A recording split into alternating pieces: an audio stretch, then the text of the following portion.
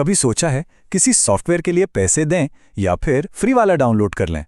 ये एक ऐसा सवाल है, एक ऐसी उलझन है जिसका सामना हम सब कभी ना कभी करते ही हैं। तो आज चलिए इसी सवाल का जवाब ढूंढते हैं। और होता यह है कि जब भी हमें कोई नया टूल चाहिए, हम ठीक इसी चौराहे पर आकर खड़े हो जाते हैं। एक तरफ है पैसे देकर खरीदने का ऑप्शन, दूसरी तरफ है फ्री में डाउनलोड करने का। तो सवाल यह है कि कौन सा रास्ता चुना जाए। चलिए पता लगाते हैं कि हमारे लिए सबसे सही क्या है।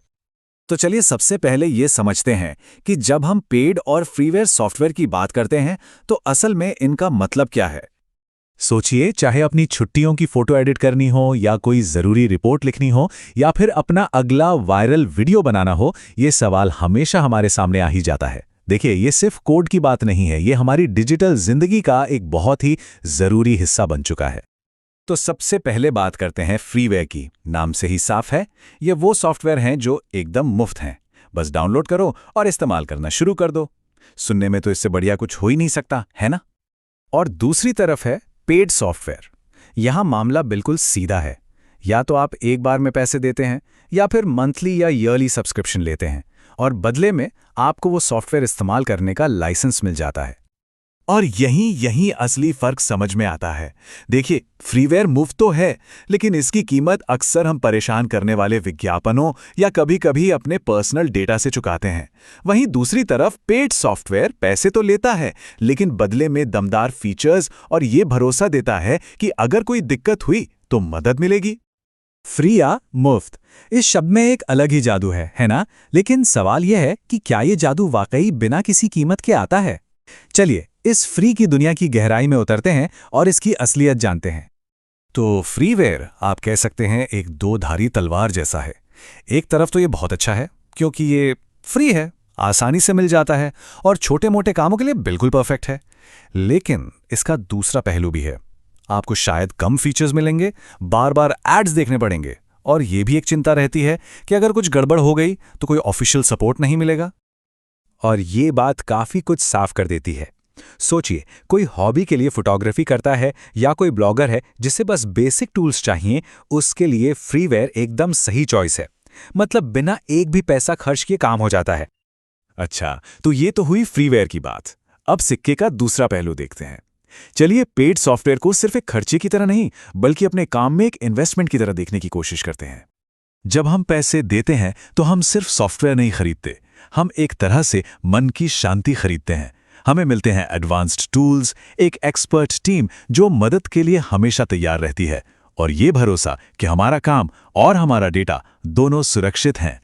हाँ बिल्कुल, इसकी एक कीमत होती है और कभी-कभी छोटे-मोटे काम के लिए ये कीमत थोड़ी ज्यादा लग भी सकती है।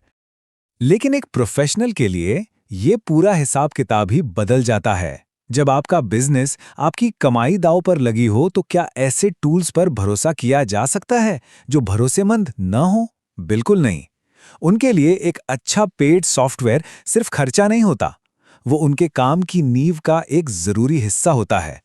तो फिर अपने लिए सही चुनाव कैसे किया जाए? चलिए एक सिंपल सा फ्रेमवर्क देखते हैं जो ये तय करने में मदद करेगा कि कौन सा रास्ता बेहतर है।